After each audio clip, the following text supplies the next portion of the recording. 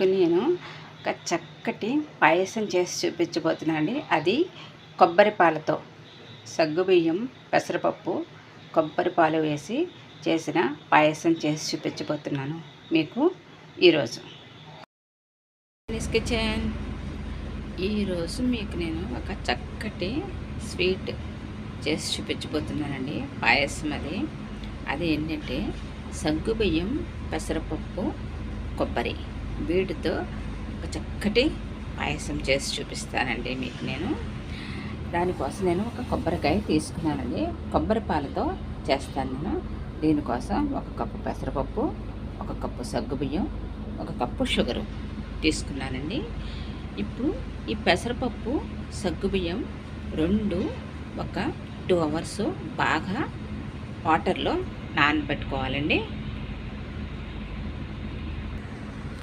ఇలా పెసరపప్పు, సగ్గుబియ్యం రెండు బాగా వాటర్ పోసుకుని ఒక 2 అవర్స్ మనం నానబెట్టుకోవాలి.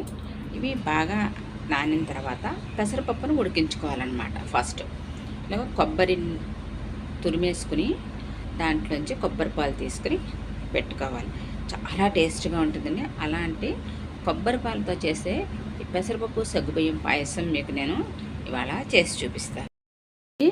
ఇలా ముక్కల్లా చేసి పెట్టుకున్నానండి. ఇప్పుడు దీన్ని కొంచెం వాటర్ పోసి మిక్సీలో తిప్పేస్తే మనం కొబ్బరిపాలు రెడీ చేసుకోవచ్చు. ఇప్పుడు దీన్ని కొబ్బరిపాలు రెడీ చేసేసుకుంటాను. దీన్ని మిక్సీలో తిప్పేసుకుని ముందుగా స్టవ్ వెలిగించి కుక్కర్ పెట్టుకునండి. మనం నానబెట్టుకున్న ఈ పెసరపప్పు ప్లస్ ఈ సగ్గుబియ్యం రెండు మనం కలిపి ఉడికించేసుకోవచ్చండి. విడివిడిగా అవసరం లేదు, కలిపి ఉడికించేసుకుందాం. ఈ సగ్గుబియ్యం, పెసరపప్పు రెండు కొంచెం వాటర్ పోసి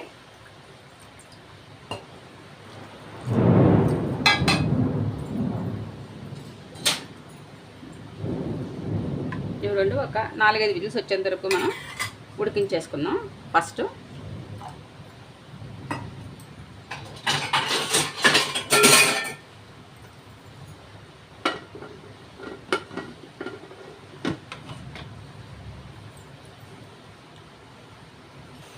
అందుకే ఆ సగ్గుబియ్యం, పెసరపప్పు ఉడికేలోపుగా జీడిపప్పు, కిస్మిస్ నెయ్యిలో వేయించుకుందామండి. కొంచెం నెయ్యి వేసుకున్నాను.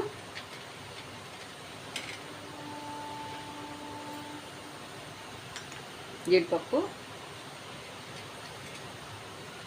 కిస్మిస్ ఇలాగ వీటిని వేయించుకుందాము. మంచి టేస్ట్గా చాలా బాగుంటుంది. సమ్మర్లో చాలా చలవ చేస్తుందండి. ఈ పాయసం మంచి టేస్ట్తో ఉంటుంది. చాలా అంటే చాలా బాగుంటుంది.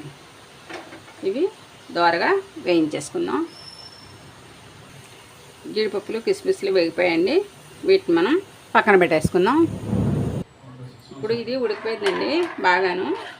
ఇప్పుడు దీంట్లో మనం కొబ్బరిపాలు పోసేసుకోవాలి. ఒక కప్పు కొబ్బరిపాలు తీసుకున్నాను. పోసేసుకుని ఇవి బాగా కలిపేసుకోవాలి.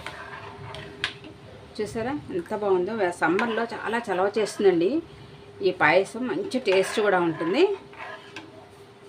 ఇప్పుడు దీంట్లో నేను ఇలాచీ పౌడర్ వేసేస్తున్నాను.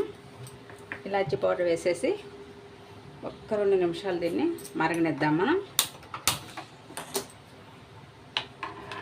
2 నిమిషాలు మరిగిన తర్వాత అప్పుడు షుగర్ వేసుకుందాం. ఇప్పుడు దీంట్లో షుగర్ వేసేద్దామండి. షుగర్ వేసేసి బాగా కలిపేద్దాము. అలాగే జీడిపప్పు, మనం కిస్మిస్ వేయించి పెట్టుకున్నాం కదా, అవి కూడా వేసేసుకుందాం దీంట్లో.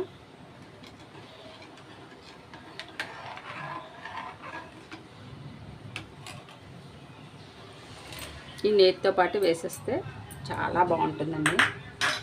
చక్కటి టేస్ట్.